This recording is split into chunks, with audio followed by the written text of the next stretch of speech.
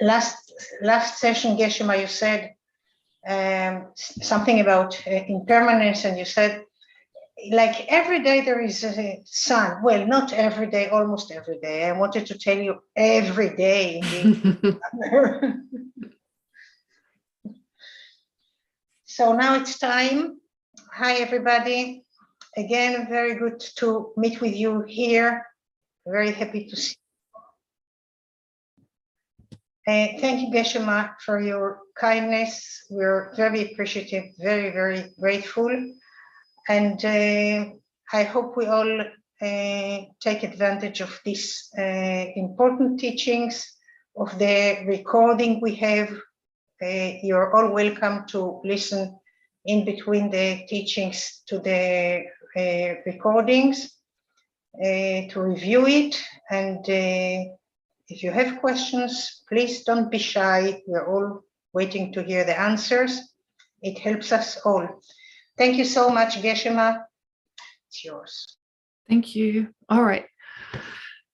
So take a deep breath, and then we'll do a few moments of breathing meditation, just to let go of any disruptive thoughts.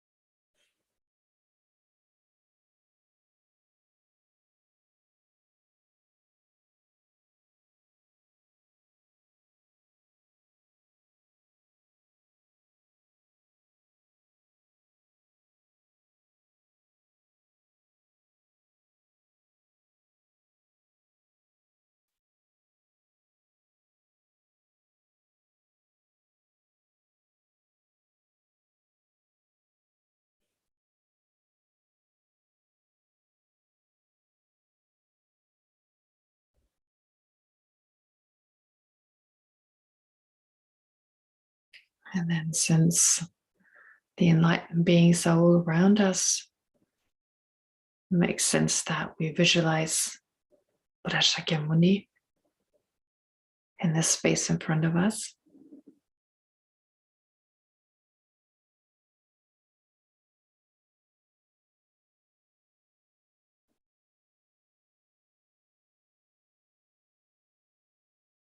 Appearing in the form of a fully ordained monk.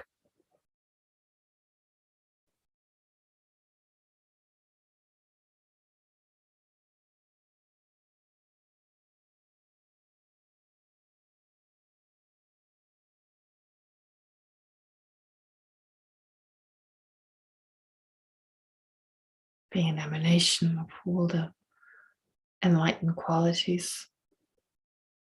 Just perfect compassion and wisdom.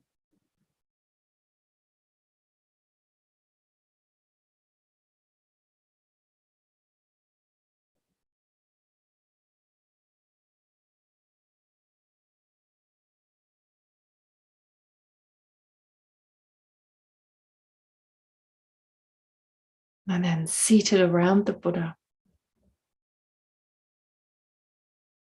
all the great masters of the past who attained the realizations from practicing the Buddha's teachings.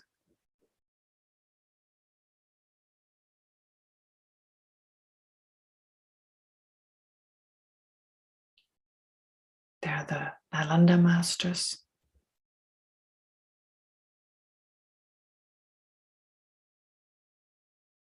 Like Nagarjuna, Buddhapalita, and so forth.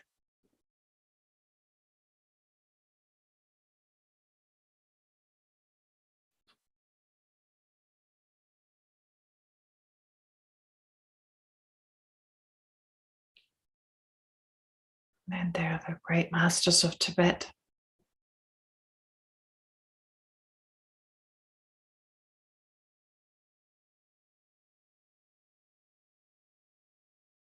Who preserve the teachings of the Buddha. So they're available to us even now.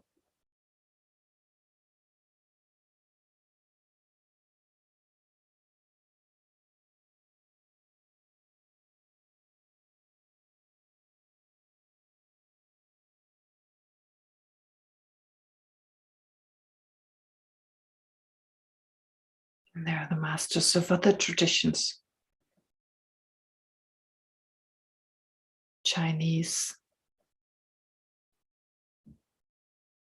Thai, Burmese, and so forth.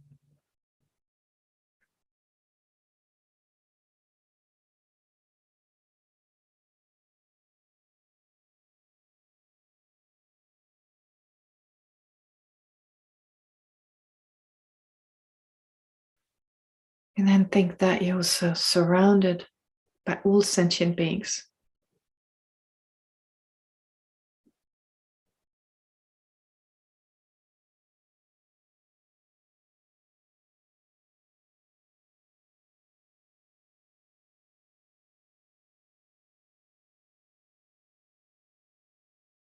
That wherever there is some empty space, there's a living being experiencing samsara.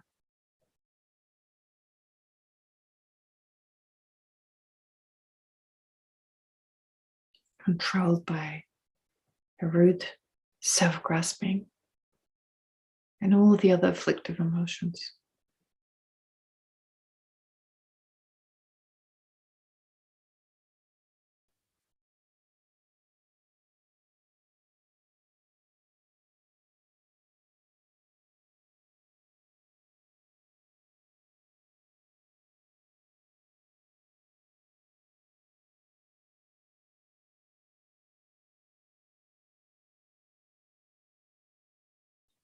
And based on the understanding that the nature of the mind of these endless sentient beings is essentially the same as that of the Buddha. So based on the understanding, generate affectionate love that is an indiscriminate sense of affection towards each one of these sentient beings around you. Sense of acceptance and deep care.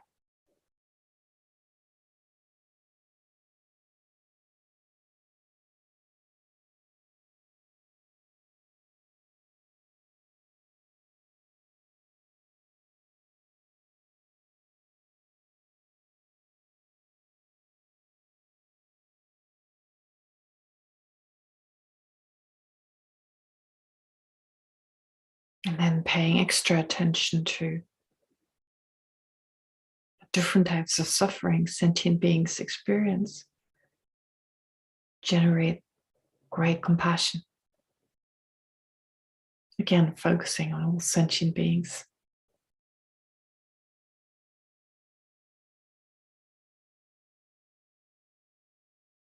So an affectionate awareness that wishes for all sentient beings to be free from suffering and its causes. And that wishes aspires to be able to protect all sentient beings from suffering and its causes.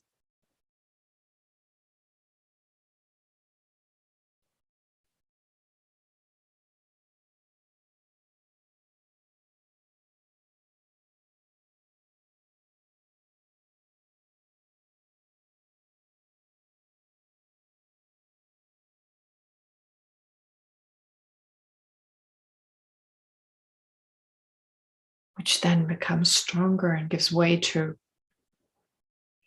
the altruistic attitude that is the determination to do whatever is necessary to bring about the freedom of suffering and its causes for each and every sentient being.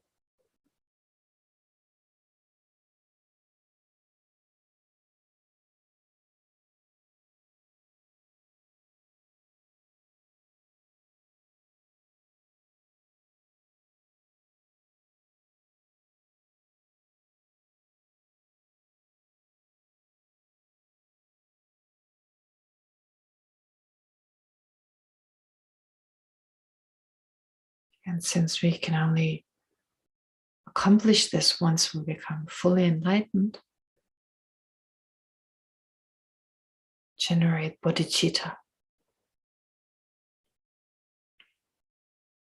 the aspiration to become fully enlightened based on deep love and compassion for all sentient beings.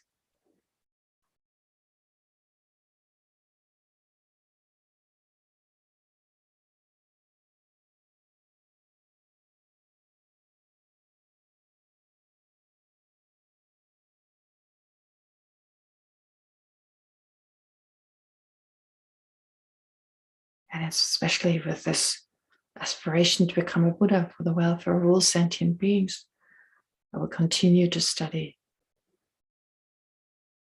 Chandrakirti's text.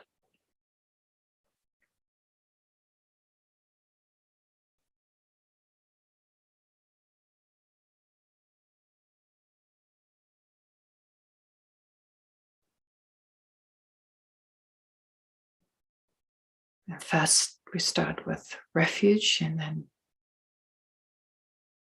bodhicitta to deepen our motivation.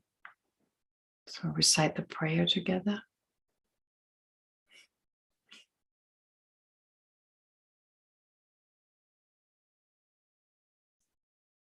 I go for refuge until I'm enlightened to the Buddha, the Dharma, and the Supreme Assembly. By the accumulation of merits of practicing generosity and so forth, may I become a Buddha to benefit all sentient beings. I go for refuge until I'm enlightened to the Buddha, the Dharma, and the Supreme Assembly. By the accumulation of merits of practicing generosity and so forth, may I become a Buddha to benefit all sentient beings. I go for refuge until I'm enlightened to the Buddha, the Dharma, and the Supreme Assembly. By the accumulation of merits of practicing generosity and so forth, may I become a Buddha to benefit all sentient beings. And then, in order to deepen your love and compassion for all sentient beings, may all sentient beings have happiness and the causes of happiness. May all sentient beings be free from suffering and the causes of suffering.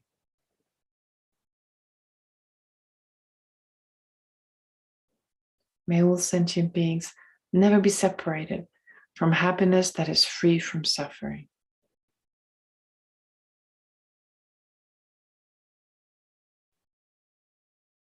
And may all sentient beings abide in equanimity, free from attachment for friends and hatred for enemies.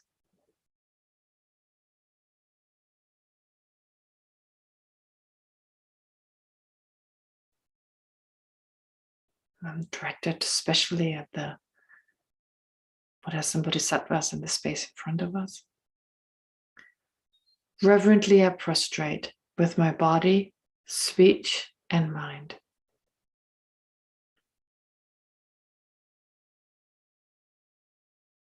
I present every type of offering, actual and imagined.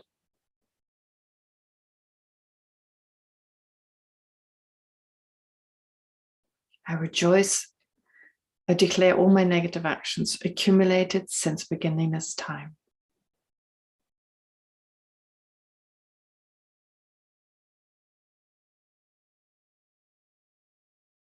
I rejoice in the merit of all holy and ordinary beings.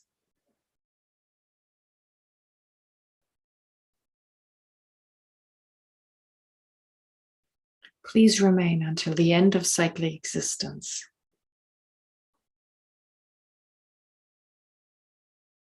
And turn the wheel of Dharma for living beings.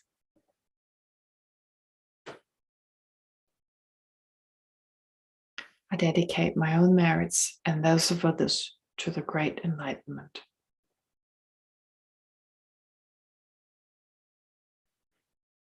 All right.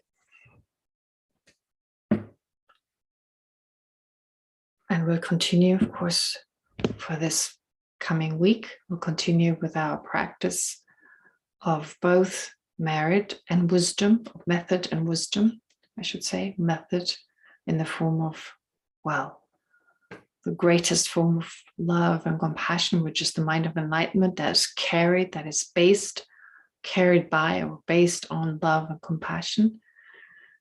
So to focus on that throughout this week, to over and over generate it and make sure it's driven by this deep care, love and compassion for others.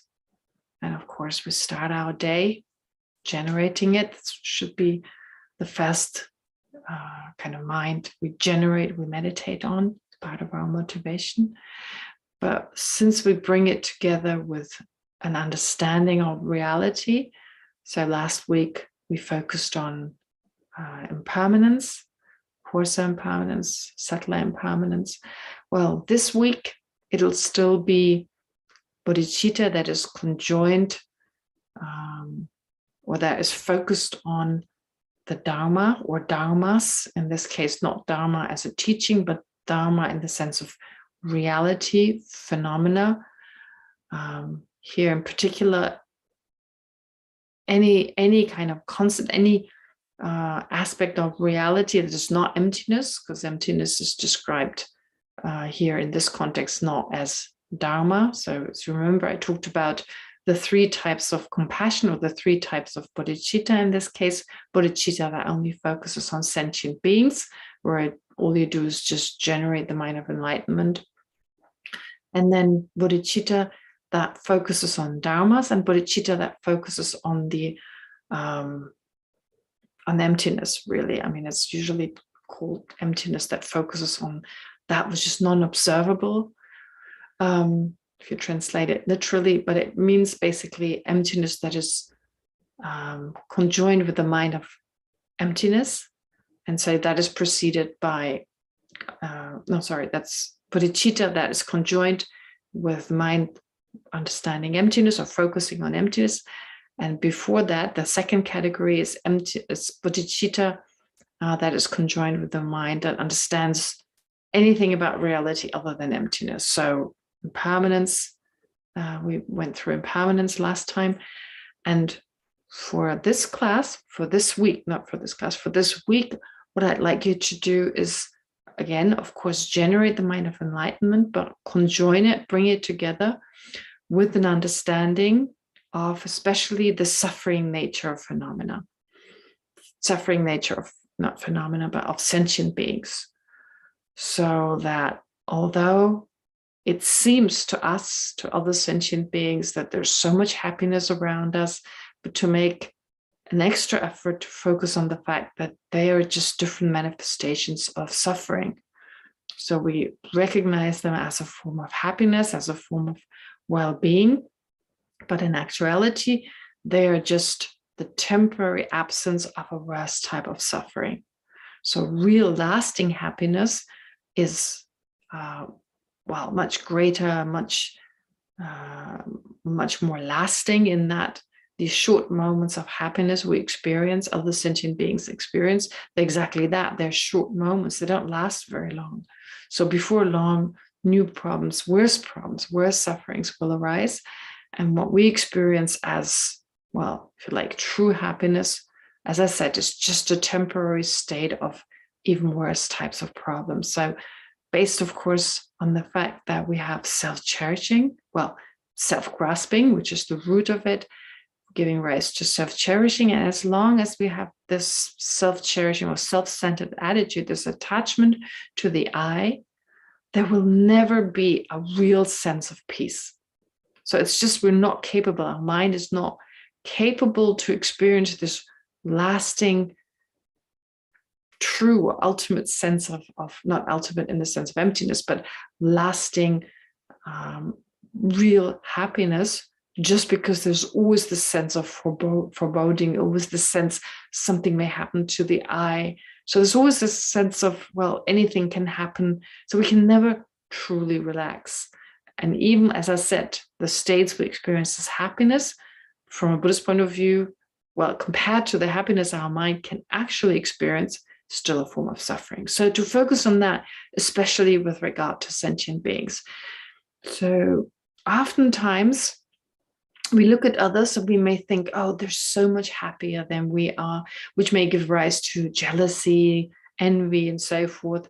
So to counteract that, but of course also to conjoin bodhicitta with, well, the facts of reality, so impermanence, the fact that all contaminated phenomena, so samsara is in the nature of suffering. So to really, in that context, to practice this, well, to the fullest extent. Therefore, let's focus in particular on suffering. But it's also, like I said, it's a part of like, well, we look at others and we believe that they're so much happier than we are, especially, well, if we compare them to our own situation. But let's be realistic. However happy others may seem, they're not. They don't experience lasting happiness. On top of their happiness being so, well, not being actual happiness, the way I just described it, but also on top of that, there's so much suffering, what we would ordinarily experience as suffering, because there's always a sense of worry, there's fear, there's a sense of dissatisfaction. So that is most of the time present. I mean, there are these short moments, maybe we feel really peaceful to a certain degree, although compared to the full degree of happiness, like the happiness of nirvana, like it doesn't compare to it in any way. So just to become aware of that, whoever exists within samsara will never truly experience happiness. And then on top of that, there are all the sufferings of, well, aging, sickness, well, birth, aging, sickness, and death, and so forth. All right, so to make this our focus for this week, generating the mind of enlightenment, and then focusing on the fact of suffering. We're focusing on the truth of suffering that is all around us. So when you think of the, for instance, the 4 axioms of reality. So last time we talked about all impermanent phenomena or conditioned phenomena are impermanent. So we focused on impermanence, and this week it's all contaminated phenomena are in the nature of suffering. This is your focus plus bodhicitta. So to combine, to bring the two together, to have the two influence each other. Although you can't generate both at the same time, but if you meditate on them, alternating back and forth, so bodhicitta, then understanding of suffering, our own suffering, the suffering of sentient beings, the way I just talked about it, go back to bodhicitta and bring the two together in that way. And we'll continue. Eventually, of course, there'll be emptiness doing this practice, conjoining the two in the way I described, but we're not there yet. All right, great. So that is for this coming week. And then I also got quite a few questions. Well, from your group, your discussion group, there are a few questions. Then there's a question from Jimmy and from Tao Seti. So I'm not sure I can answer all of them, but I'll start with the questions from your group. So there's a question from, the first one I got is from Leora. So she says, when you taught the 9th paramita prayer, it's actually the 8th paramita, aspiration. But anyway, so 8th, the 9th is power. I had the sense that we're talking about a further step of the bodhisattva, kind of moving closer towards Buddhahood. And then the same with the 10th of the practice of primordial wisdom, which is the step of a bodhisattva to become omniscient. Does this make sense? And I would say yes, surely. I mean, all these are steps moving closer towards Buddhahood. The paramitas, I mean, if you think of the 6 paramitas, first of all, generosity, and then ethical discipline and so forth, all the way, well, all the way up to the 6th, which is wisdom. Not described as primordial wisdom, but wisdom. So this is the way we know them, the ordinary 6 paramitas. And it's all a step towards moving closer towards Buddhahood. With each of these, well, we should see them as explained corresponding to the 10 grounds. or the 10 bhumis that a bodhisattva generates or develops. The first bhumi on the path of on the path of seeing, and then the second bhumi on the path of meditation, and then continuing on the path of meditation up to the 10th. On the path of meditation, you have from the second, the third, all the way up to the 10th bhumi.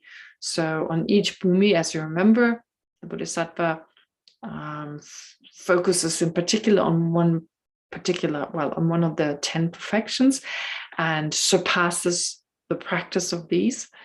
And in that way, first the 6 perfections, and then you have 4 more.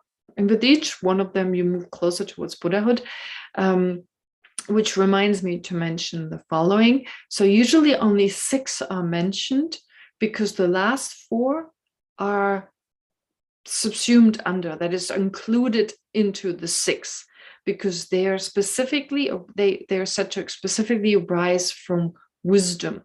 So wisdom, the 6th perfection, which is wisdom that rises, specifically from analysis. And here it focuses, it's also the empty, here the kind of wisdom we're talking about when we talk about the perfection of wisdom, which is the 6th perfection.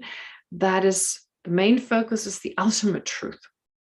Whereas with the primordial wisdom, it's more the conventional truth. So based on the understanding of the ultimate truth, then when you have the 10th perfection of primordial wisdom, the focus is more conventional truth.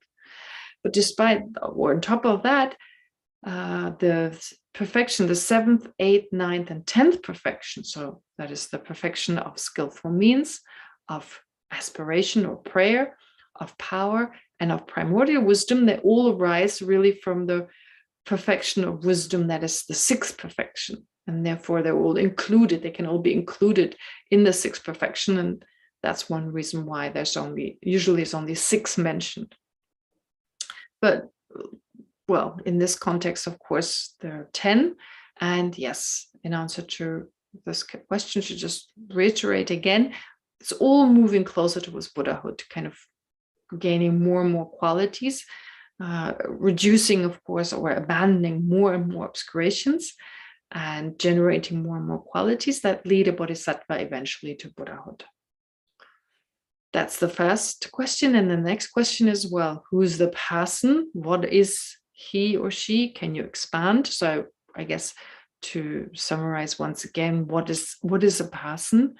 So the word person, first of all, if translated into Tibetan, well, here it's a word that applies to any sentient being. So a living being is a person. Of course, usually in the ordinary way of talking of a person, we think of a human being. We don't say a dog is a person, but if we translate the word for person in Tibetan, well, that word is also used for any living being. Any living being is a person. It's a living being. It's a being. So what makes that a being? I hope that's the question. I hope that's not, the question is not what is a human being. I'm using here the word person in the Buddhist sense, in the Buddhist philosophical sense. So what is a person? Well, basically a person is that which is labeled on the basis of mind, mainly mind, but if available, also body. Of course, there's some beings who are said to not have a body. If you think of even within samsara, there are some realms where a person doesn't have a body, just a mind. So really any living being that is labeled, so a living being, a person, where a person is someone who's labeled on the basis on a mind, mainly on a mind. But if there's a body, also labeled on the basis of a body. So labeled on the basis of any of the 5 aggregates, where you have 4 mental aggregates and 1 physical aggregate. So anyone who's labeled on the basis of any of the 5 aggregates.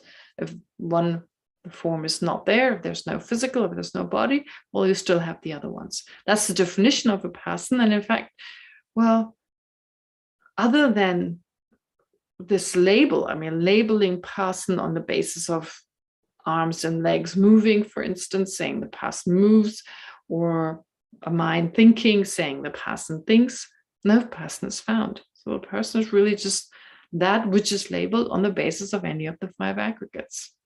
Yeah, I don't have much more to say. So if we say, I see this other person, well, based on the fact that I see parts of the aggregates, I label, I see this person. I look at myself, of course, also as a person. I'm a person, so I label myself as a person. So I don't refer to myself as a person. I refer to myself as I, as self, as I, as myself. But no matter which convention I use, which word I use, basically on the basis of my aggregates, my mind and body, depending on, I mean, every situation is different. Sometimes I label on my body. So when I have the thought, I'm moving, so it's based on my body. When I say I meditate, it's based on my mind, and so forth. So the person really is the summary of these different thoughts based on mind or body or both. In my case, the summary of these thoughts, of these, well, labeling thoughts, because what labels is really our thoughts, our conceptual mind, one thought after the other. So all these thoughts are not just my own. I mean, with respect to myself, there are all these thoughts, but then other people have thoughts about me. And not all of them are realistic. I mean, I'm here excluding the unrealistic ones. I don't know, whatever is unrealistic, that just doesn't refer to reality. If someone were to have the unrealistic thought, I don't know, I never get angry, well, then that's unrealistic. That's not me. But if someone has the thought, yeah, she gets angry every now and then that's realistic. So here I'm talking about all the realistic thoughts that are based on mind and body. So all the summary of that is the I. So the I that is labeled by these different thoughts, well, that is the person. And there's, if you were to leave, like if you were to somehow remove these labels, if we could do this, if we could hypothetically remove these thoughts, they didn't take place, there wouldn't be an I. There wouldn't be a person. There wouldn't be a self. So whatever word you may use for it. So there would be mind and body, and they'd be connected, but you wouldn't have an I. So therefore, there must be this labeling. There must be at least one labeling mind. And of course, there are many usually, labeling person based on mind or body. That's my answer. So I hope it's a little clear what we mean with person. And of course, our inability to fully understand that and believe there's more to it. There's more than just that label. There's somehow something beyond the label. So some essence there, an essence when it comes to myself, and an essence when it comes to the other person.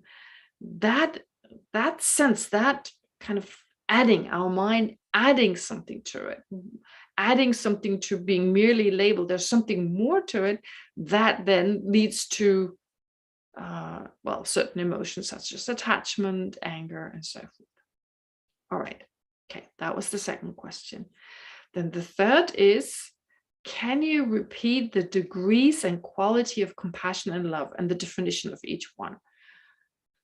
That's really, I mean, the definition is not difficult to give, but the different degrees and qualities, it's quite hard to talk about them, like love and compassion, because, well, you can really just talk about the different degrees and qualities in terms of their strength. So anyway, first the definition. Here I'm not talking about affectionate love, so because the question was just love. Affectionate love is defined a little different, but here the question is love. So love is an affectionate type of mind, a mind of affection. We started our motivation with generating this affection towards sentient beings, the sense of care, closeness, acceptance. So that affectionate mind that wishes for someone to be happy. So in the case of the kind of love we talk about here, great love that focuses on all sentient beings. And so for all sentient beings to be happy.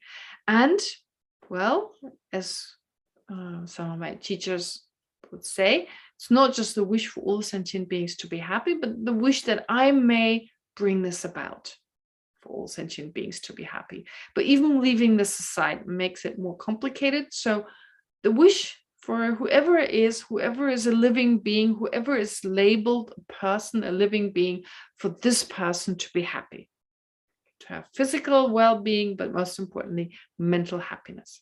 Okay. And then compassion is similar in that, of course, if you have love, if you've developed love, you also have developed compassion, but they're different minds altogether. So it's an affectionate mind that, instead of focusing on the well-being of sentient beings, it focuses on that which is in the way to have that happiness, that lasting, that real happiness. And we're not talking about just temporary happiness anyway, when it comes to love, but lasting happiness. So what is in the way to that is suffering. So compassion focuses on that which needs to be removed in order to have that love. Okay, so it's just a slightly different focus. So all sentient beings, of course, it is the focus is sentient beings, yes, but then it's a different object in that the compassion is this affectionate mind that wishes for all these sentient beings to, or well, it depends on compassion, but great compassion for all sentient beings to be free from suffering. Okay. So, and then there are different degrees. I mean, if we don't talk of compassion and love as great compassion and love, it may be on a certain being. So different degrees of quality would be on some sentient beings, maybe the ones that I like, the ones that like me, or the ones who are from the same family, or the ones who are from the same country, or just human beings and not animals and so forth. So there are different degrees in terms of how impartial or biased they are. Loving some and not loving others, having love and compassion for some and not for others. And then different degrees, even if it's all sentient beings, but how long does that love or compassion last? So I may have a short moment of deep love, like the sincere wish, this deep-rooted affection, based on which I now have the wish for all sentient beings to be happy, but it may not last very long, a few seconds, and then self-cherishing comes in and love is gone. Or the same applies to compassion. I have a short moment, I don't know, maybe inspired by a teaching, as Holiness the Dalai Lama gives a teaching, and so based on that, there's this moment of all sentient affection that wishes for all sentient beings to be free from suffering. But it's just a short moment, and then it's gone again, and self-cherishing very strongly arises once again, and it's there most of the day. All right, so that's in terms of the degrees and quality. And also love and compassion arise when I'm well, but when I'm unwell, no, I'm so busy with myself, there's no room, there's no time for love and compassion. So again, different degree and quality. So the question goes on, and what each one belongs to which ground, and what is the balance between them on a daily basis? So if you talk about the grounds, okay, on the Bodhisattva ground, here you have love and compassion for all sentient beings. There's great love, great compassion. So which belongs to which ground? That's really difficult. Like, how do you, once you have that degree of love and compassion towards all sentient beings, and self-centeredness is weakened more and more. I mean, on the first ground, you start eliminating intellectually acquired self-grasping. Then you start with the innate ones, the Kelsang level, all the way to the 8th ground, and then there's no self-centeredness any longer, no self-grasping, no self-centeredness. So if you think, it's like love and compassion minus, so on the first ground, it is minus the obstructing factor of intellectually acquired self-grasping and self-centeredness and other afflictions. So these are in like these are like these are like component forces. So our love and compassion is weakened by self-grasping, self-cherishing, and so forth, all the other afflictive emotions. So if on each level, so on the first bhumi, you eliminate intellectually acquired self-grasping. And that intellectually quiet self-grasping gives rise to all the other afflictive emotions. But if it's gone, then the other afflictive emotions that it could potentially give rise to, they of course can no longer arise, can no longer weaken love and compassion. So you could say love and compassion on the first ground is love and compassion, which is no longer hindered, no longer obstructed by intellectually acquired self-grasping. And then love and compassion on the second ground is love and compassion that is no longer obstructed by intellectually acquired self-grasping and no longer obstructed by the coarsest type of innate self-grasping, because that's eliminated on the second ground. And in that way, on each ground, one type, an innate, well, first the intellectually acquired, and then from the second ground onwards, the innate types of self-grasping, they're eliminated.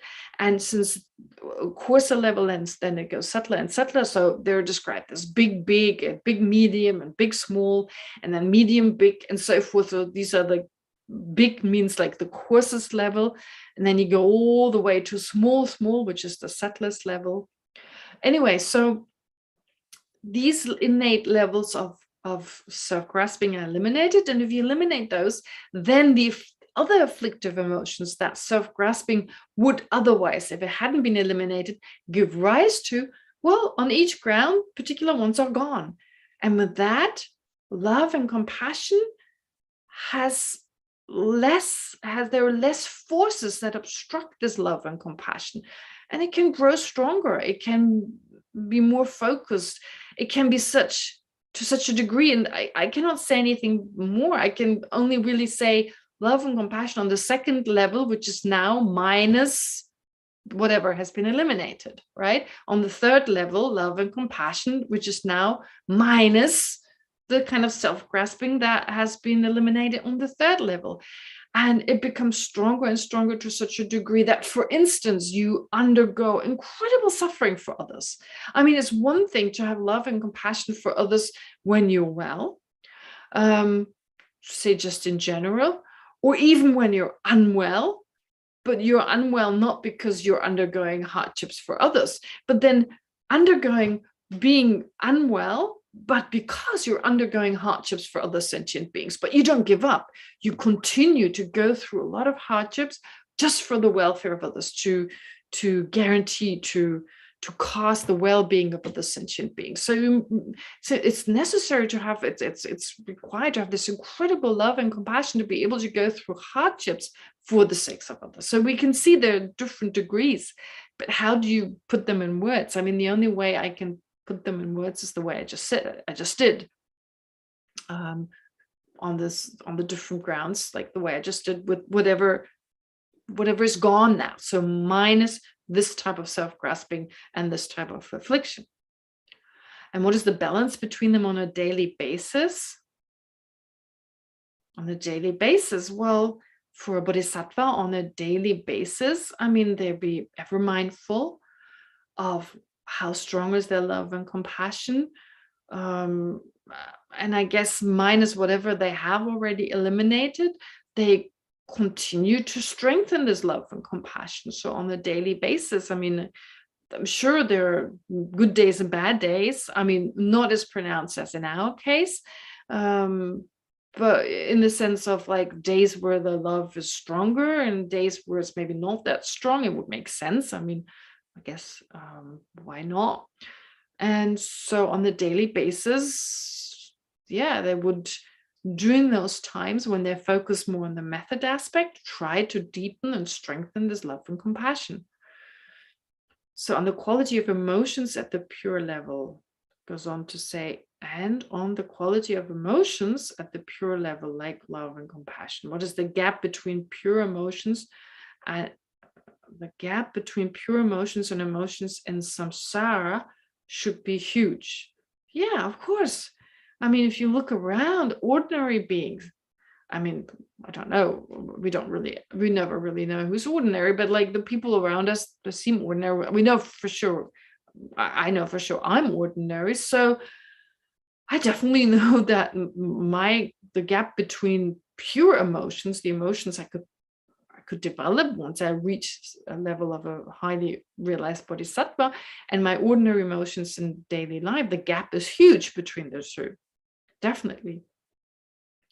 So yeah, I mean, for us it's really hard as an ordinary person. Of course, we can try to understand what a bodhisattva is like, but it's difficult. I mean, the higher we go, the harder it is for us to really grasp what it means to be a bodhisattva. But that doesn't mean we shouldn't try to the best of our ability. And if you progress on the path, it becomes more and more obvious what it means. It becomes clearer and clearer what it means to be a highly evolved bodhisattva. But for us right now, that's definitely difficult. But we can still get kind of a coarse sense that, yeah, there are more and more. I mean, self-centeredness at some point on the 8th level, on the 8th ground, would be totally gone, and the love and compassion would be so strong and so focused. So I can get some kind of sense of that at least, and it's helpful because we know we need to have that understanding, or like a coarse understanding of that, to be able to move in the right direction and be motivated enough. And so I can get that sense and then compare it to my own, and I can see, wow, there's a huge gap between the two.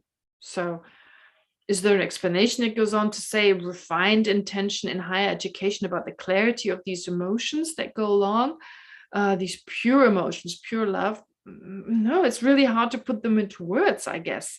Like the way I put it in initially, like minus this obstruction, I guess that is the clearest way to define these levels of love and compassion. Is there any description of the quality of emotions? Are there stages, or are all the feelings and thoughts the same? Oh no, that of course they're not all the same. So to summarize, really, and I've said it also a few times before, when we learn about the different path and grounds, the focus is usually more on wisdom, just because that's so important. With wisdom, that is what removes the obstructions to liberation and to enlightenment. And so it's also, you can put it into words and say, well, this obstruction is gone, big, medium, big, small is gone now, even without explaining what is big exactly. It's not defined. It's just saying the coarsest type, then a slightly subtler type, and so forth, that they have been removed. So you can easily put it into words. But at the same time, what is important is that, of course, the Bodhisattva also strengthens love and compassion. And they are strengthened. It's possible that they are strengthened in a very effective way because you remove some of the obscurations. So therefore, removing some of the obscurations in turn deepens this love and compassion. But it's not just that. It's not just that, because also, for instance, a hearer or a solitary realizer, they also remove some of the obscurations, at least the obscurations to liberation. And that doesn't mean that their love and compassion grow at the same rate. So they will eventually also attain the Bodhisattva path and become Buddhas. But the Bodhisattva, for someone who's on the Bodhisattva path, removing the obscurations to liberation first, and then, of course, eventually the ones to Buddhahood. So removing the obscurations is the same as what a hearer and a solitary realizer does, but they also specifically focus on deepening their love and compassion. So besides the obscurations gone, on top of that, they make an extra effort in any opportunity they have. So really, their entire life is their practice, and their phases, there are times, I mentioned that last time, when they focus more on wisdom, and there are times when they focus on, they're not in that mental absorption, in that meditative absorption, realizing emptiness directly. They arise from it, and during this time they focus also on the method. I say also because even when they're not in the meditative equipoise, they may still focus on the wisdom aspect of their practice. But when they focus mainly on the method aspect, during that time they deepen their love and compassion. And here I have a hard time to put this into words. Like, how can you measure that compassion to the compassion on a different state? I don't know. It doesn't say. It doesn't say, oh, on that level the Bodhisattva does this and this, such and such, and on that level the Bodhisattva doesn't. So what is the ultimate sacrifice a Bodhisattva would make, for instance, would be giving, like sacrificing his or her own life. So is there a time when that is described as like a Bodhisattva? No, actually, there's a time when it's recommended to do so. But it doesn't say Bodhisattvas don't sacrifice their life for others before they reach that state. So it's the path of seeing. When you reach the first bhumi, at that time is recommended, because the attachment is so reduced due to the type of self-grasping that has been eliminated on that ground, such that there's no longer any regret. It's not like, oh, I shouldn't have done that, I've just sacrificed my life. I mean, if you've got the time to still, in that moment when you jump into the fire or whatever, there's no pain, there's not the degree of pain that you experience on a level below, and there's no regret and so forth. So this is a good time to do so.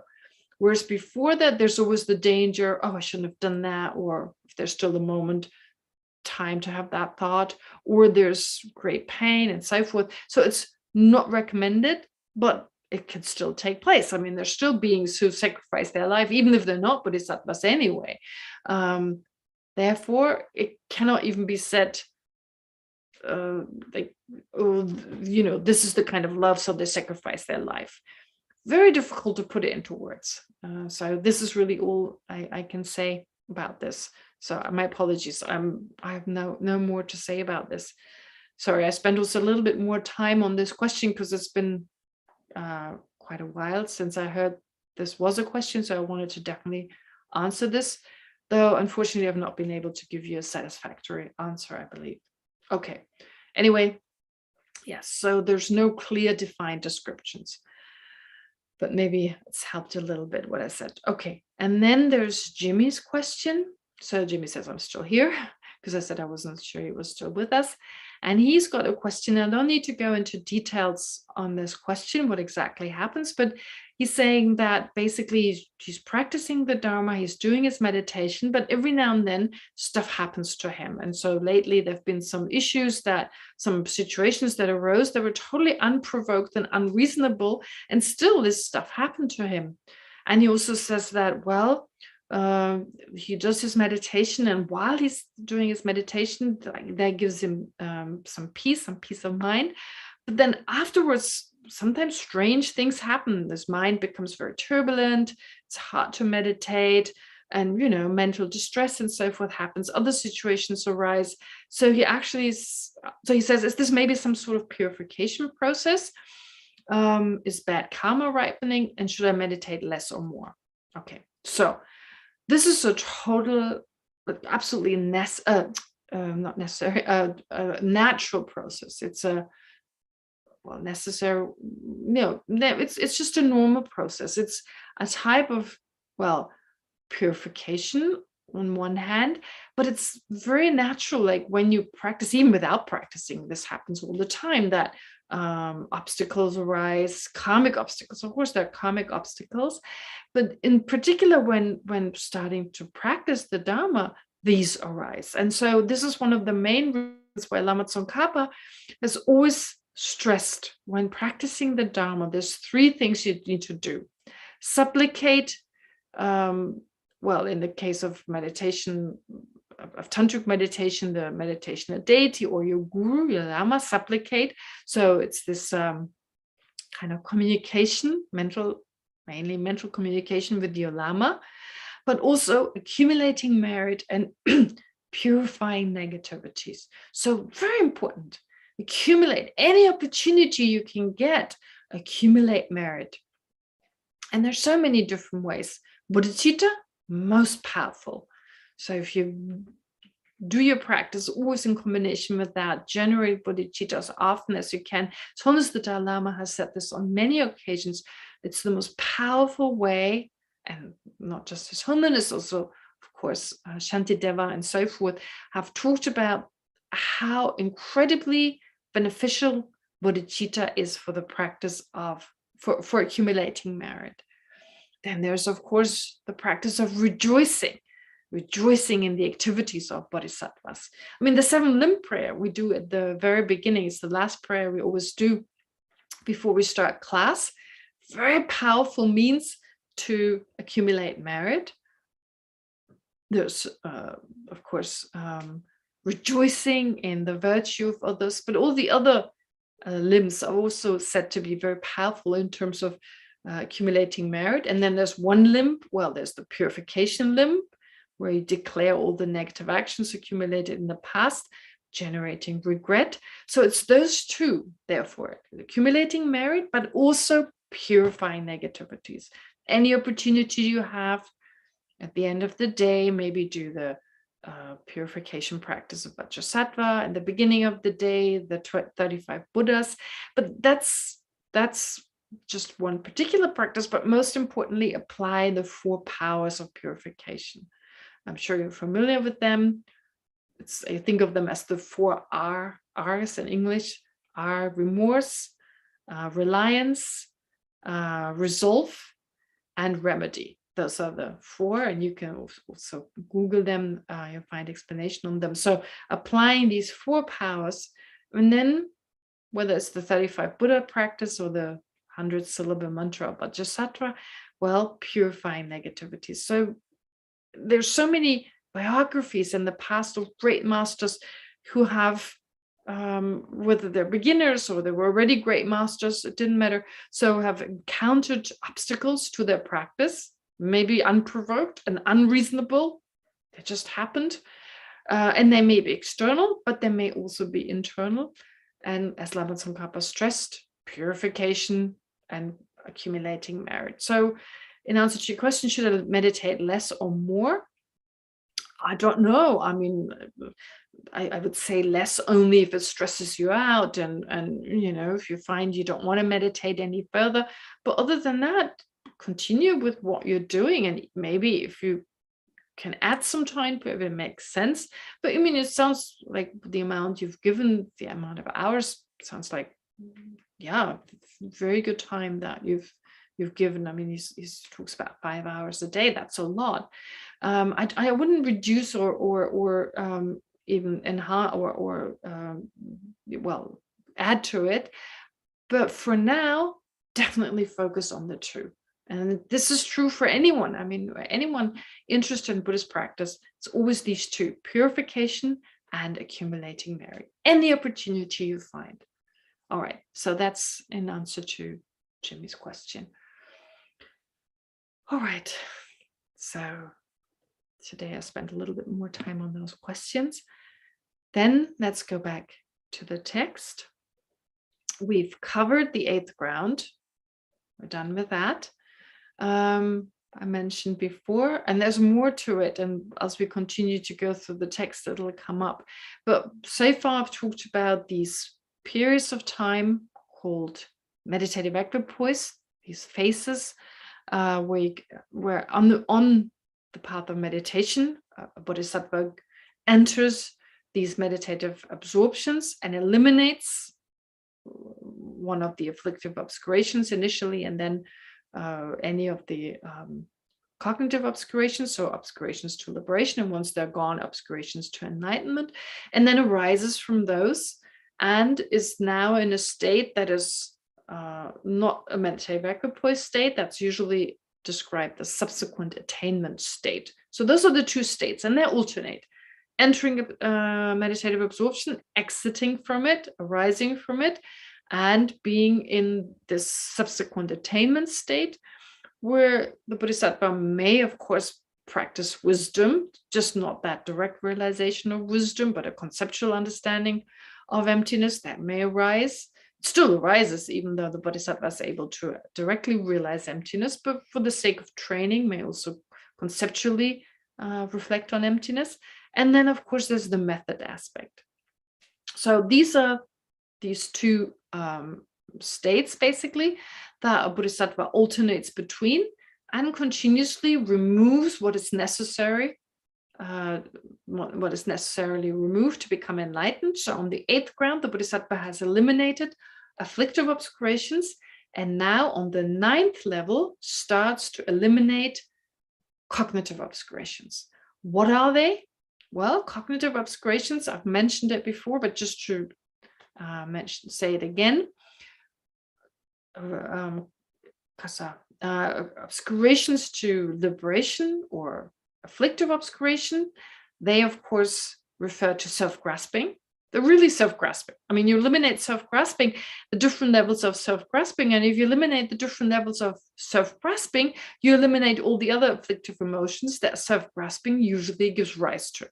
So self-grasping and all the other afflictive emotions. So they are eliminated together with the potential for them to ever arise again. But then cognitive obscurations, what is left on the 9th and 10th, sorry, on the 9th and 10th level, what is left to eliminate is actually on the 8th level, you start eliminating it, but then the cognitive obscurations, but then the first level of the cognitive obscurations that you eliminate, you have eliminated, that's the first moment of the 9th ground.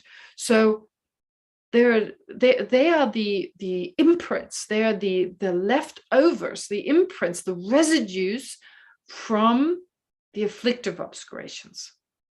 Now, self-grasping or the rude ignorance, that of course leaves a residue on the mind. So even when self-grasping is gone, what happens is because of previous self-grasping, the residue that's left on the mind is the appearance of inherent existence. So although there's no longer any active, the mind no longer holds on to inherent existence, there's no longer any mind that grasps at inherent existence, but inherent existence still appears to the mind. This is similar to, for instance, when you look at a mirror image, the mirror image of your face appears to be your face, but you're not believing that to be your face, right? I mean, to give an ordinary example, like a day-to-day example, we ordinarily know this is not my face. So if there's some dirt on your nose, you're not going to try to wipe it off the mirror image because you know it's not your face, but it appears to be your face. So to the mind, there's still that appearance without the mind holding on to that mirror image being my face. Similarly, here in the case of a person who's eliminated afflictive obscuration, so there's no longer any mind, there's no mind that holds on to inherent existence. It's no longer fooled by the appearance, but the appearance remains because, well, that's because of self-grasping. Self-grasping has left something behind. But that is only the residue left behind by self-grasping. But the other afflictive emotions, they also leave behind some residues, and they also need to be eliminated. But if you eliminate the residues of self-grasping, then you, of course, eliminate the other ones as well. Just as previously, when you eliminate not the residues, but self-grasping itself, you also eliminate the other afflictive emotions that self-grasping gives potentially rise to. So here in the case of self-grasping, the residue I just mentioned, it is the appearance of inherent existence, the appearance to the mind as that whatever appears to the mind appears to exist inherently. And then the residue that is left by the other afflictive emotions, for instance, by attachment or anger. So for instance, Lama Tsongkhapa, he explains that the residue of anger is a type of mind that is not an angry mind, but that induces in the bodhisattva, for instance, a stern kind of behavior. If the bodhisattva looks angry or really serious, there are plenty of people, just to use an everyday example, who are not angry, but who look angry. So let's say a bodhisattva now having removed, they're on the 9th ground, there's no longer any anger, but there's the residue of the anger may still gives rise to a mind, which then induces an outside appearance of like seriousness or harshness, even like without it being the non-virtue of harsh speech, which of course is motivated by an afflictive emotions, but still it comes across that way. Or when you take attachment, it's a type of mind that causes the person who's got that mind to jump around like a monkey. This is how Lama Tsongkhapa puts it. You know, if you can't, it can't sit still, in the sense, usually there's no more attachment. Ordinarily, it's attachment that prevents us from being still, from remaining in the same place. But even with this attachment gone, there's just this residue, there's this habitual tendency, if you like, that is still left in the mind. So in the case of anger, as you just said, that's sternness or seriousness, if you like, that looks at the outside, seems like it's anger. Or in the case of attachment, the residue is like a tendency to, you know, jump here and there and so forth. So kind of it looks like attachment, though it's not, or it seems as if it was motivated by attachment, but it's just that tendency. So anyway, these are, and then there's more to it. You have a habitual tendency to, habitual tendency for any of the emotions, but they're not really explained. And the most important one is the tendency, or the residue left by self-grasping, which is the appearance of inherent existence. So those also need to be, that needs to be removed, plus the other residues left by the afflictive emotions. And what do we call these residues of these afflictive emotions? They are called cognitive obscurations, and they are now removed on the 9th and the 10th ground. So what does that mean? On the 9th ground, the bodhisattva. So actually what I said previously, the bodhisattvas enters into meditative absorptions and exits them again. But to be more specific, and this explanation needs to be given to make this clearer, when we talk about a meditative equipoise, that again can be subdivided. There is a meditative equipoise that is an antidote to any of the obscurations, and there's a meditative equipoise that is not such an antidote. So meditative equipoise in the continuum of a bodhisattva may actually enter into a meditative equipoise where that mind does not eliminate anything, right? Or it's not an antidote to any of the obscurations. It's possible. And anyway, in the Buddha's mind, you have meditative equipoise that is also not an antidote, because it's not an antidote, is not needed for anything. Therefore, you have meditative equipoise that are antidotes and meditative equipoises that are not. Okay, there's that. And then when you have meditative equipoise that is a direct antidote to any of the obscurations to liberation or enlightenment, there's again two levels to that, or two states, two phases to that. One is called the uninterrupted path, and one is called the path of release. All right, so I'll say it again. A mind, for you not to get confused, when you have a mind, a path consciousness in the continuum of a bodhisattva who's reached the path of seeing, who's now on one of the 10 grounds, the path consciousnesses, the minds of such a bodhisattvas consists of minds that are meditative equipoises, that are minds that realize emptiness directly, or meditative absorptions that realize emptiness directly, and minds that are not meditative absorptions that realize emptiness directly.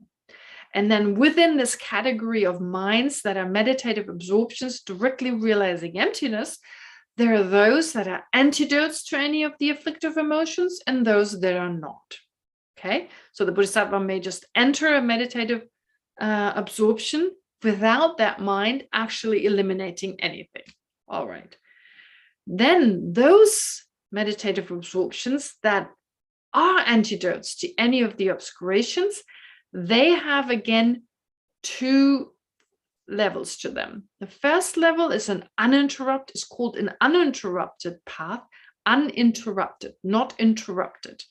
So an uninterrupted path, this is just a translation from the Tibetan term that has been widely used, uninterrupted path and path of release, having released, freed, release, R-E-L-E-A-S-E, release, path of release. So path, uninterrupted path and path of release. All right. So having said all this, the minds of a bodhisattva on the path of seeing or path of meditation, so on any of the 10 grounds, that is not a meditative absorption, well, as I said earlier on, that is the time when the bodhisattva practices love, compassion, or conceptually meditates on emptiness and so forth.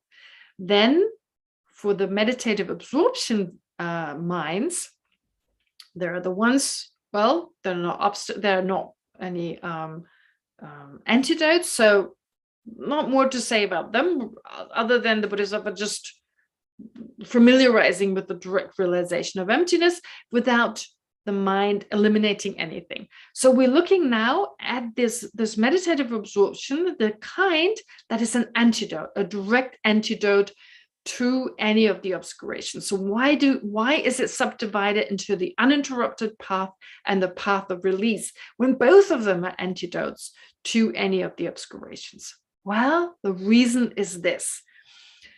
During the uninterrupted path, that is a meditative absorption directly realizing emptiness, one of the obscurations is eliminated, is kicked out. During the path of release, which is immediately followed. So once the uninterrupted path is over, then the path of release phase of this particular antidote, that is a direct realization of emptiness, that arises. That is when this particular afflictive emotion has been eliminated, or when this particular obscuration has been eliminated. So it's gone. So one is eliminating it and the other one has eliminated it, right? It's part of one meditative session. In other words, the bodhisattva enters this meditative absorption that is now an antidote. During the first part of this absorption, eliminates any of the obscurations, and during the latter part of this absorption has eliminated whatever obscuration was previously eliminated. So now the question arises, why these 2 phases? Why is that? So to answer this, there is a analogy given in the text. It talks about, for instance, when you catch a thief in your house and you want to kick out the thief, there's a time when there's a phase where when the thief is being kicked out. So you kicked out the thief. That is like the uninterrupted path. And the path of release, it's gone. The thief is gone and the door is closed so that the thief cannot return. That is the path of release. So the uninterrupted path is when the thief is being kicked out. And the path of release is when the door is closed. Therefore, during the uninterrupted path, the obscuration is being removed. And during the path of release, it has been removed, and now the mind, still meditating on emptiness directly, makes sure it doesn't return. So these are the 2 phases, and it counts to those 2 phases of a meditative absorption, that is a mind realizing emptiness directly. And on the 8th ground, when you have in the beginning, you've eliminated the beginning part of the 8th ground, you've eliminated the afflictive obscurations. They're all gone. Now, on the first level of the 9th ground,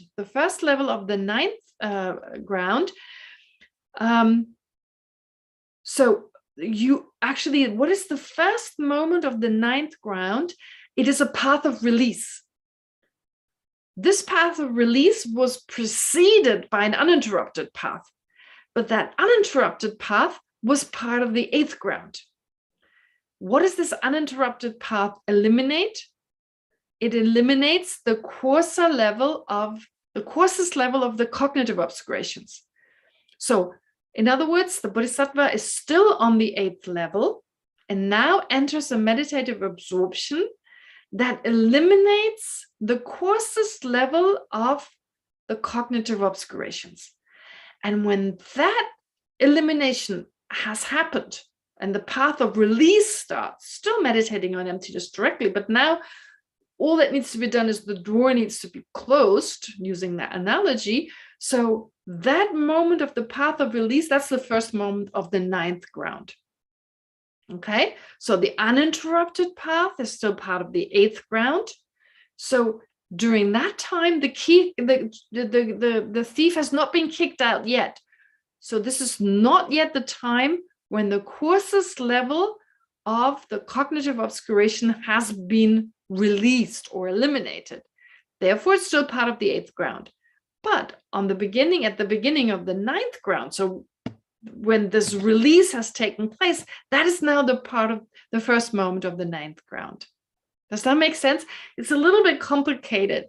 This can actually be also, the other grounds can be explained in that way, but I didn't want to give you too much information. Previously, there was already enough as it was. So now there's more detail to it, how you move from one ground to the next. Okay, so let's see how much time we've got. I'm explaining it to you on the basis of moving from the 8th to the 9th ground. Actually, for the 7th ground, it was similar. I just didn't mention it because, like I said, it was too complicated. But in the 7th ground, what happens at the last moment during the 7th ground? Well, the Bodhisattva enters into the meditative absorption that is a direct antidote to the subtlest level of the afflictive obscurations, or the obscurations to liberation. That subtlest level. Now he's kicking out that thief on the last moments on the 7th ground. The Bodhisattva is kicking out the thief of the subtlest level of the the afflictive obscurations, that is the obscurations to liberation. And then a moment later has reached the path of release with regard to having kicked out this thief, having kicked out the subtlest level of the afflictive obscurations, and now closes the door. That path of release is it's the 8th ground. That is the first moment of the 8th ground. So on that 8th ground, the subtlest level of the afflictive obscurations have been removed. And since the coarser levels have been removed previous to that, the Bodhisattva on the 8th ground, on the path of release, has no longer any afflictive obscuration in his or her continuum. In other words, has eliminated them and is therefore, by definition, an arhat.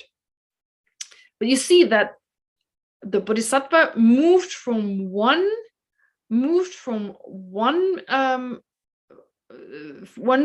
ground to the next on the basis of a meditative equipoise. So during one meditative session, starting off with an uninterrupted path, the Bodhisattva then moved a moment later to the path of release, and that marked the first moment of the 8th ground, right? So in that way, the Bodhisattva has moved on. I know it's really complicated. That's what we learn. That's what we study.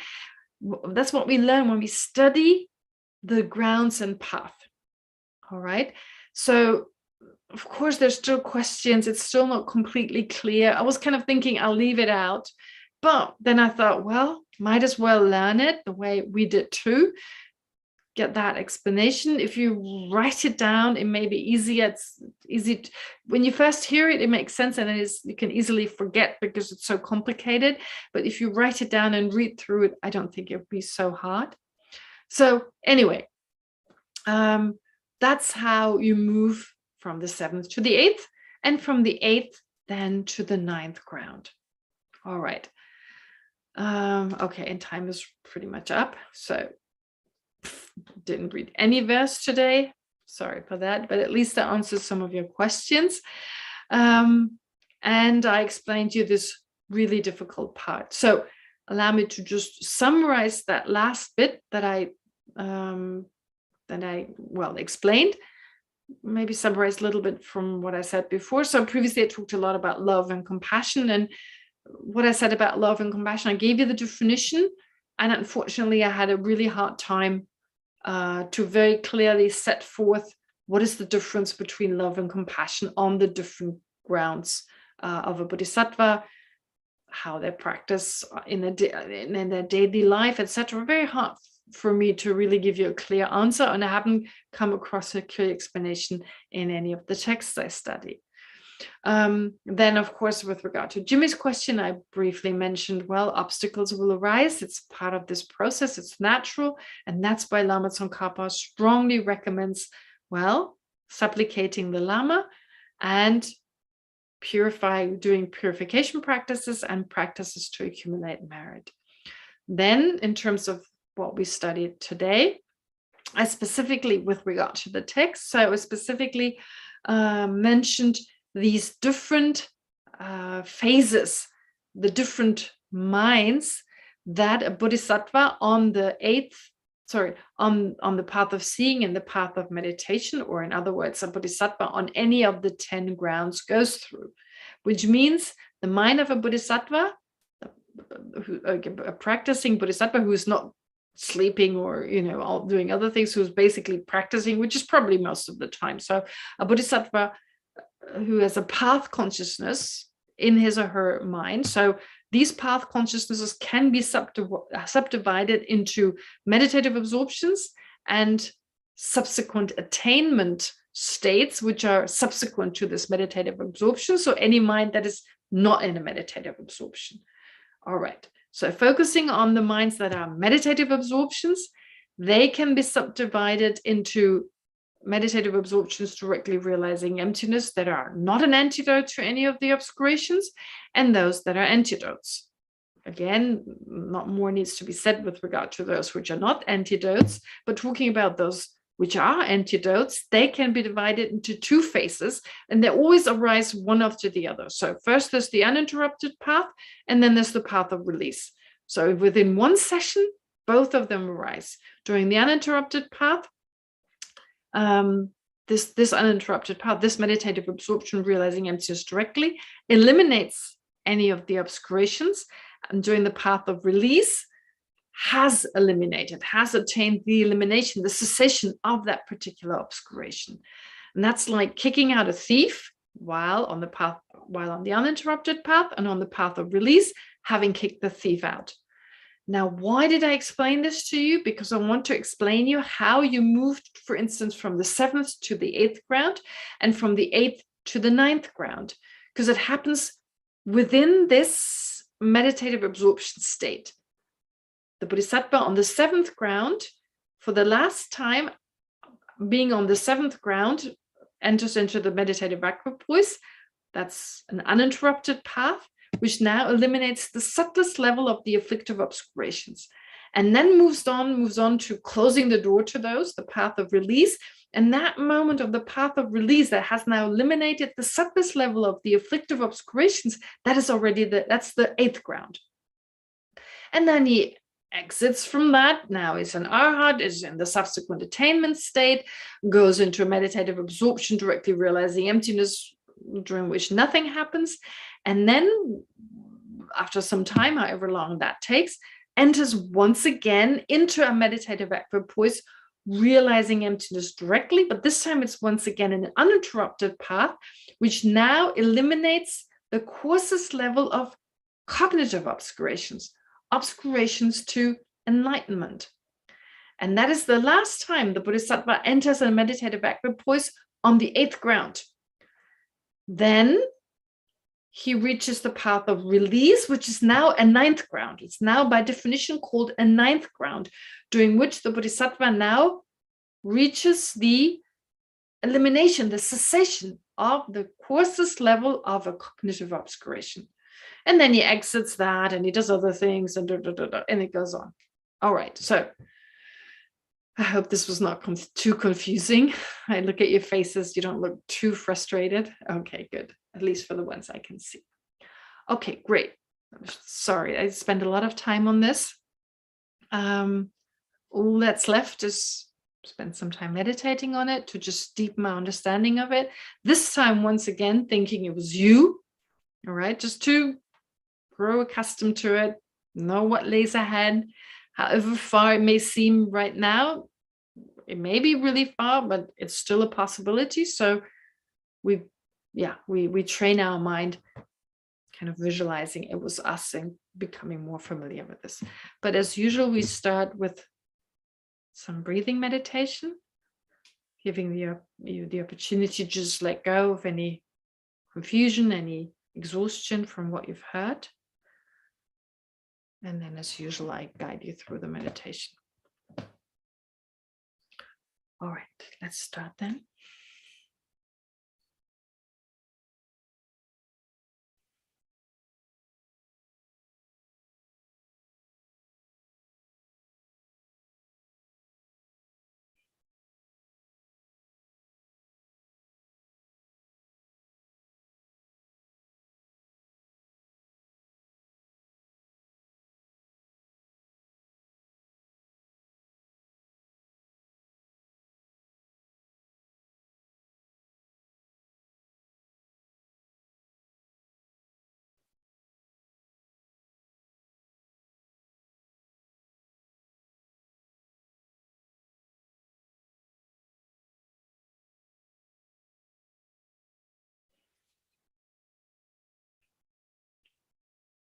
So we all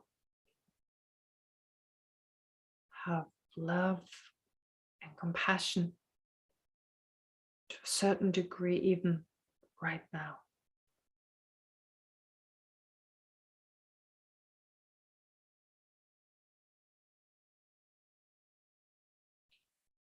But this, of course, can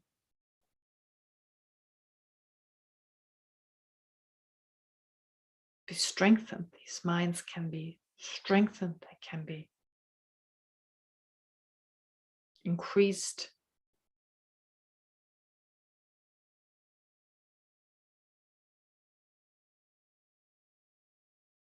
To such a degree as a bodhisattva would experience them on any of the 10 grounds.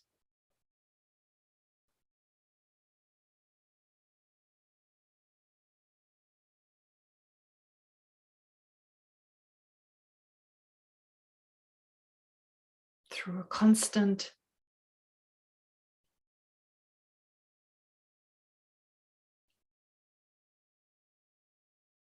familiarization with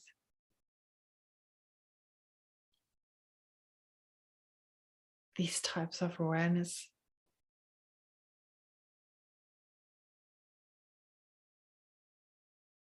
And with an understanding of emptiness.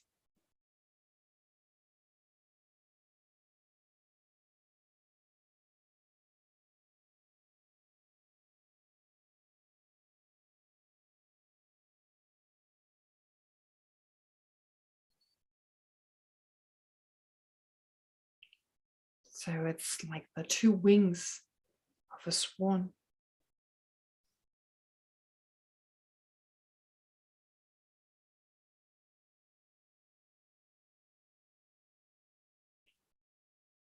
Where one strengthens the other.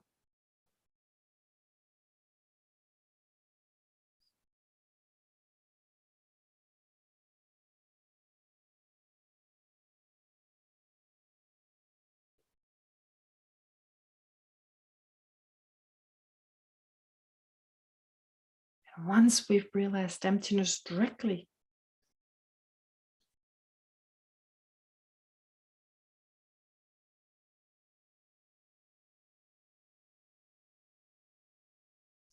our practice will consist of times when we realize emptiness directly,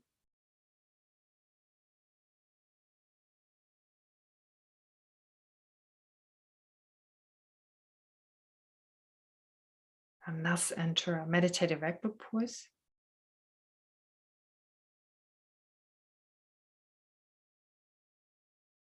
Directly experiencing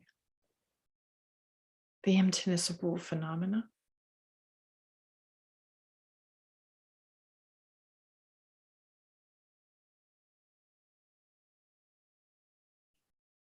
And the subsequent attainment state.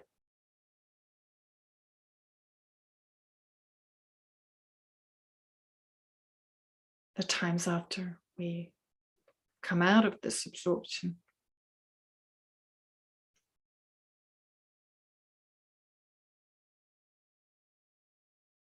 And engage in the practice of generosity, patience, love, and so forth.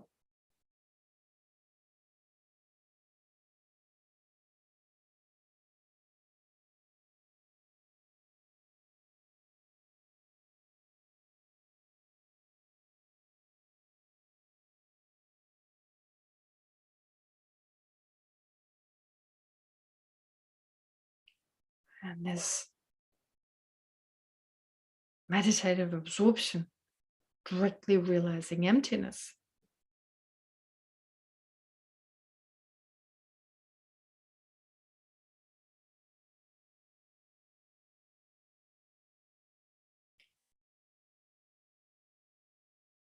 can also be divided into two types.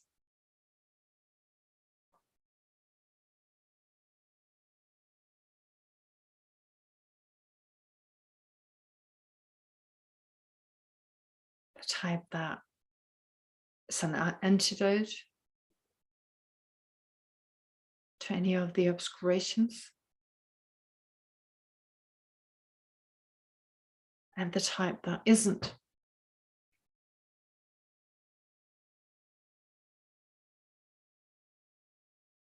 That merely realizes emptiness directly without eliminating any obscuration.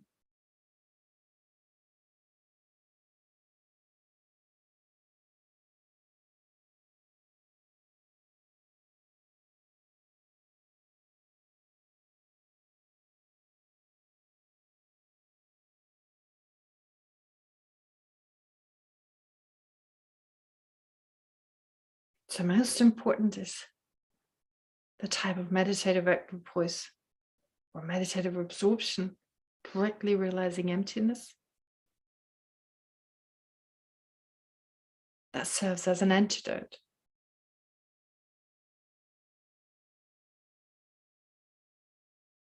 Since we need to free our mind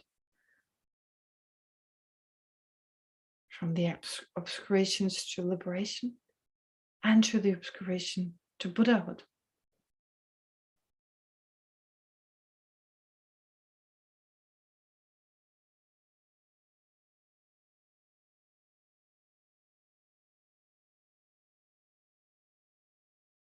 Which we can only do with the type of meditative absorption, directly realizing emptiness, that is such an antidote.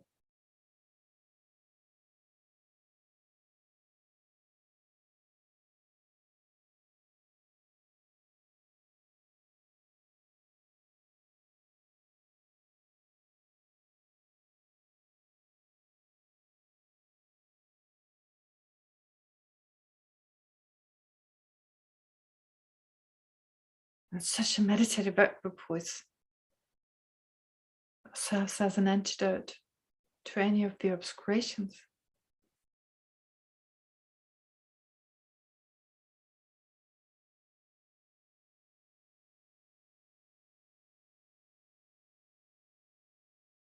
Consists of two phases, two states. The first one is the uninterrupted path.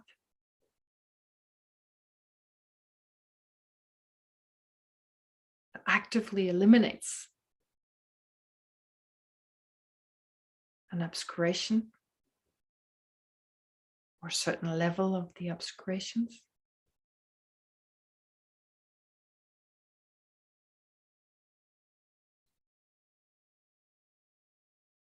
which compares to someone kicking out a thief.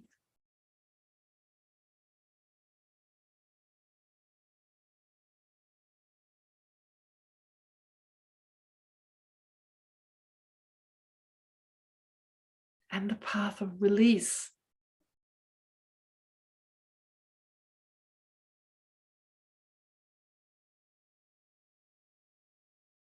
which also realizes emptiness directly, but has now eliminated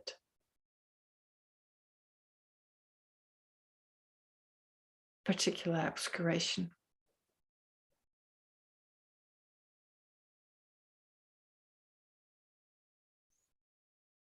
And compares to closing the door to the thief, or in this case,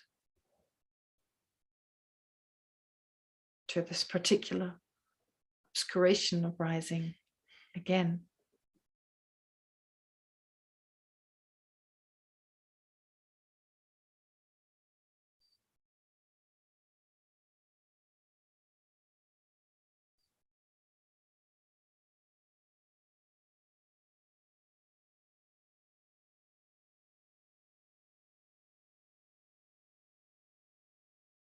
And so once we reach the grounds of a bodhisattva,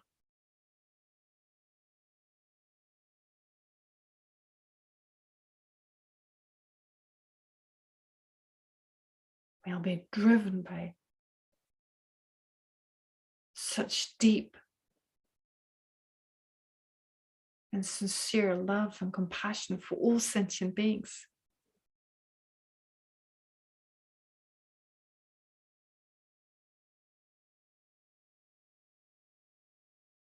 And the determination to become fully enlightened for the benefit of all sentient beings.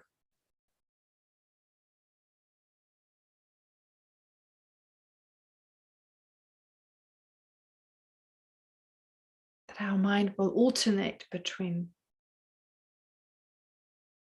uninterrupted path of release, meditative equipoise that is not an antidote, and subsequent attainment states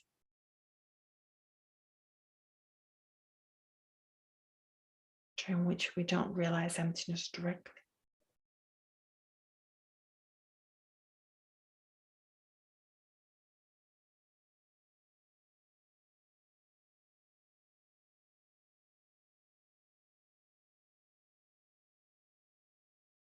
And in that way,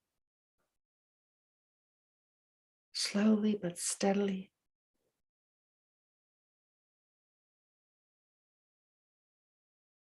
remove ever subtler levels of first afflictive obscuration,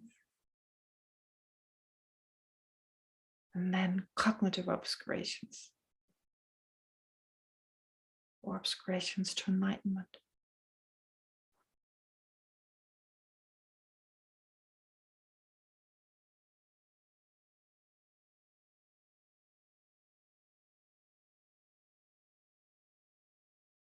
Moving from one ground or one bhumi to the next.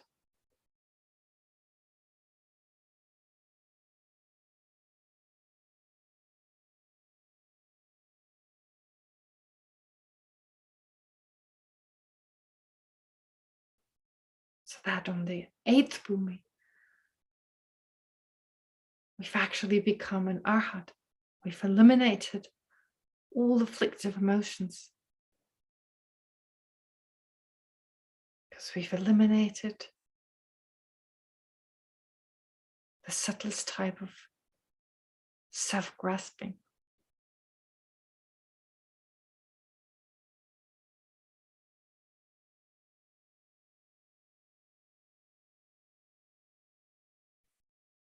But that is not enough, since we still need to remove the residues that were left by our afflictive emotions.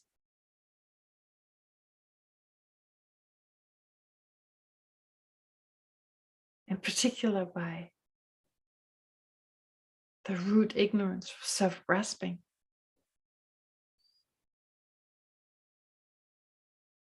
That is responsible for the appearance of inherent existence.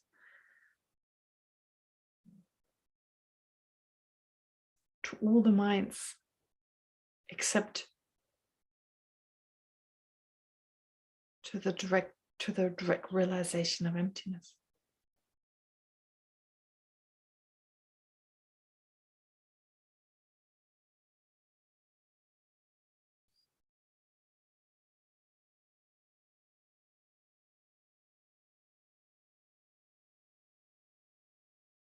So while on the 8th ground,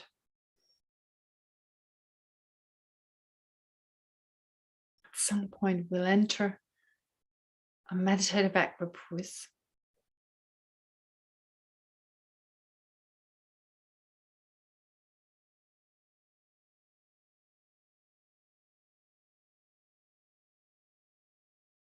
That serves as an antidote to the coarsest level of cognitive obscurations.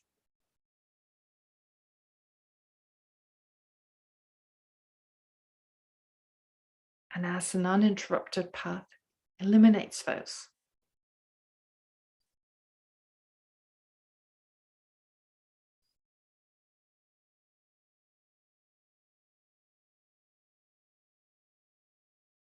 So while the uninterrupted path in our continuum eliminates this coarsest level of cognitive obscurations, we are on the 8th ground.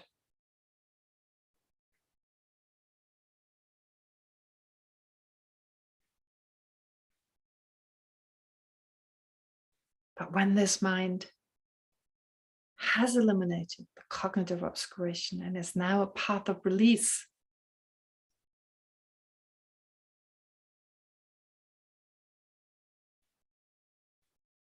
we're on the 9th ground.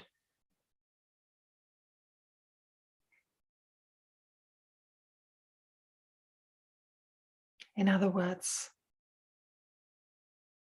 the path of release has eliminated the coarsest cognitive obscurations, marks the first moment of the 9th ground.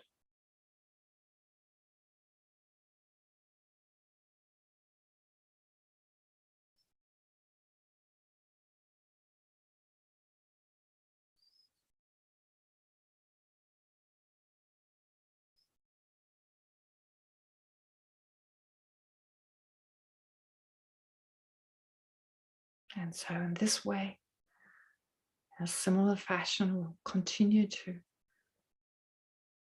eliminate the remaining cognitive obscurations and eventually attain the fully enlightened state of a Buddha.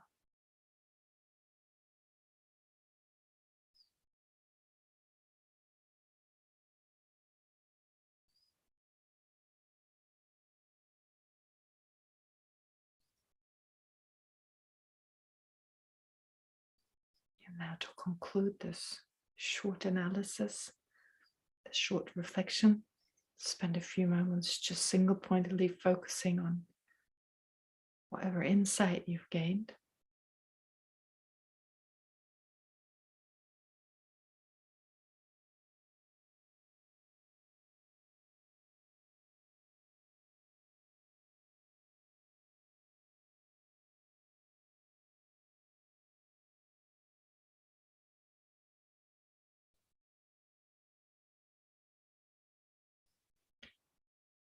Then let's dedicate all the virtue we've accumulated. Of course, it's dedicated in such a way that may become a cause for us to be able to attain the grounds and path as we've learned, so that we will eventually eliminate the subtlest cognitive obscurations and become fully enlightened for the welfare of all sentient beings.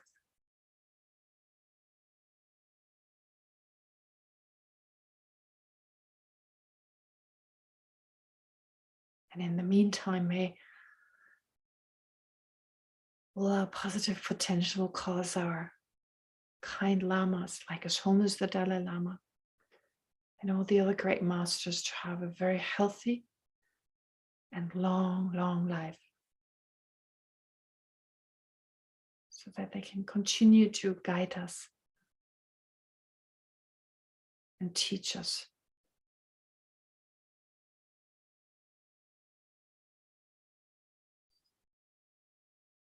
May the virtue we've accumulated also help all sentient beings around us to become happier and have less suffering. May it cause Geshe Punsok and Tali Lubin and everyone else who's sick to quickly recover. And may it cause a war in the Ukraine, but in all other places as well. Any other armored conflict. May it very soon be over.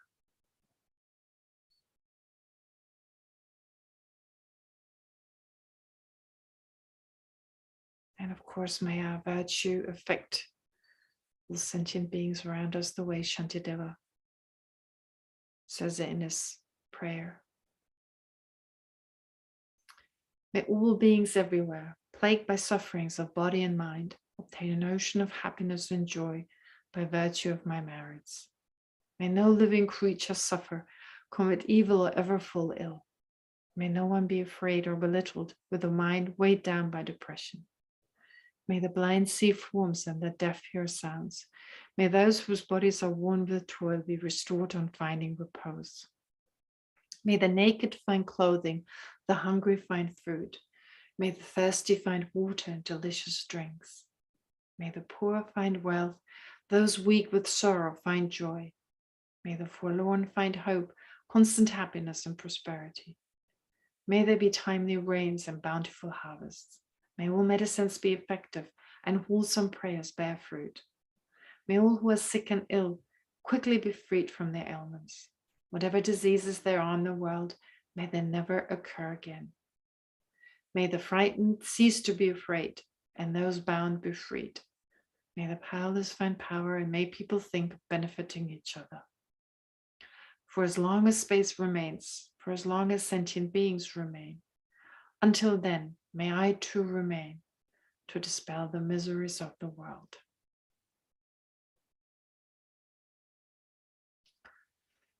All right, so please, for this coming week, don't forget it's bodhicitta together with the axiom of the 4 philosophical axioms. Well, all contaminated phenomena on the nature of suffering. So to remind yourself again and again, when you focus on sentient beings, however wonderful the situation may be for that sentient beings, however great we may feel, we're still in samsara. They are still in samsara.